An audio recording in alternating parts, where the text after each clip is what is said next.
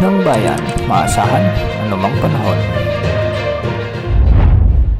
Magandang oras po sa ating lahat. Narito na ang update sa lagay ng ating panahon at sa dalawang bagyo sa loob at labas ng ating area of responsibility. Ang una rito ay si Bagyong Ophel o si dating Super Typhoon Ophel na ngayon ay bahagyang humina at ngayon ay nasa mainland Cagayan na habang patuloy namang kumikilos papalapit sa Babuyan Islands. Huling namatan ang sentro ni Bagyong Ophel sa vicinity ng Gonzaga, Cagayan. Taglay ang lakas ng hangin na umaabot sa 165 km per hour malapit sa gitna at malakas ang pagbugso nito na umaabot sa 275 km per hour.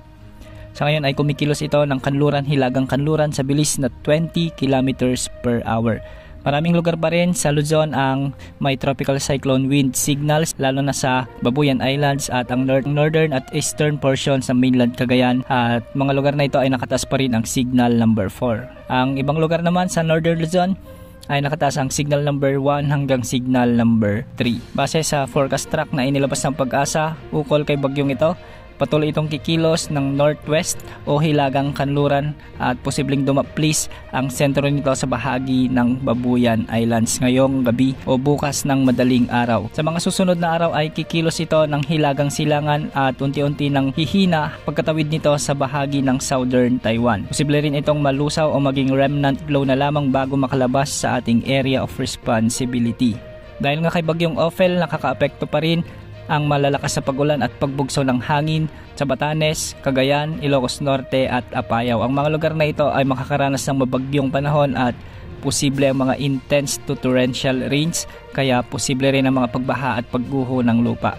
Samantalang sa nalalabing bahagi ng Cordillera Administrative Region sa may Cagayan Valley at Ilocos Sur ay may mga pag-ulan pa rin at mga pagbugso ng hangin dulot rin ni Bagyong Ophel. Sa nalalabing bahagi ng Ilocos Region sa may La Union at Pangasinan ay may mga maulap na kalangitan at may mga kalat-kalat ding malalakas na pag-ulan. Ito ay dahil naman sa trough o yung extension ni Bagyong Ophel. Samantala sa nalalabing bahagi ng ating bansa kasama ng Metro Manila ay mga localized thunderstorms naman ang aasahan, kaya posible rin ang mga pag-ulan at posible rin ang mga pagguho ng lupa kung may mga malalakas na pag-ulan. Sa paglayo naman ni Bagyong Ophel sa ating bansa ay posibleng pumasok naman si potensyal na Bagyong Pipito. Ito naman ay nagbabanta sa Eastern Visayas at Bicol Region sa mga susunod na araw. Huling namatan ang sentro ni Tropical Storm Manye o yung tatawagin nating Bagyong Pipito sa layong mahigit 1,000 kilometro silangan ng northeastern Mindanao. Ito ay nasa labas pa rin ng ating PAR at posibleng ngayong gabi o madaling araw ay papasok na ito sa ating bansa. Taglay pa rin itong lakas ng hangin na umaabot sa 85 km per hour malapit sa gitna at pagbugsong umaabot sa 105 km per hour. Sa ngayon, kumikilos ito ng kanluran, timog kanluran sa bilis na 25 km per hour. Kung titignan natin ang kanyang forecast track mula sa Pag-asa, ay patuloy ang pagkilos nito ng pakanluran sa mga susunod na araw at posibleng maging severe tropical storm bago ito makapasok sa ating bansa. Sa mga susunod na oras ay kikilos ito ng hilagang kanluran at posibleng tumbukin naman ang Eastern Visayas bilang malakas na bagyo o bilang typhoon category.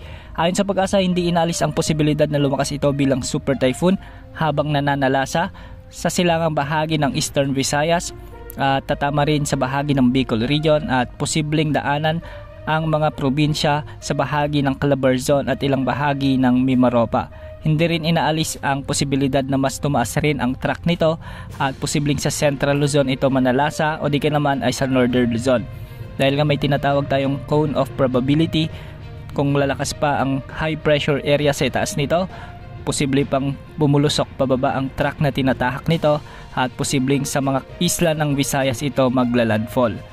Dahil sa malayo pa, hindi pa tiyak kung gaano ito kalakas at kung ano ang eksaktong track nito na tatahakin. Kaya laging umantabay sa mga susunod na updates ukol kay Bagyong Pipito.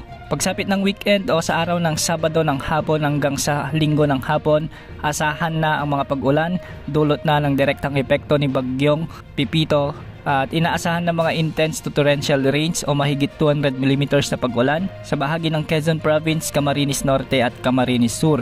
Ito yung paglapit na ni Bagyong Pipito sa mga nasabing lalawigan. Makakaranas na rin ng mga heavy to intense rains ang mga lalawigan ng Catanduanes, Albay, Northern Samar, Batangas, Laguna, Cavite, Manila, Bataan, Rizal, Bulacan, Pampanga, Zambales, Tarlac, Nueva Ecija at Aurora.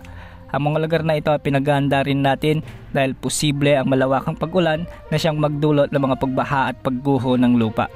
Posible ring makaranas ng mga moderate to heavy o katumbas ng 50 to 100 mm na pag-ulan ang mga lalawigan ng Pangasinan, Nueva Vizcaya, Quirino, Samar, Biliran, Leyte at Eastern Samar. Sa mga susunod pang araw habang tinatahak ni Bagyong Pipito ang hilagang kanluran na direksyon, posible na ring makaapekto ang mga pag-ulan nito sa ilang bahagi pa ng Northern Luzon. Yan muna ang update sa lagay ng panahon. Ito pong weather update ng bayan, maasahan anumang panahon.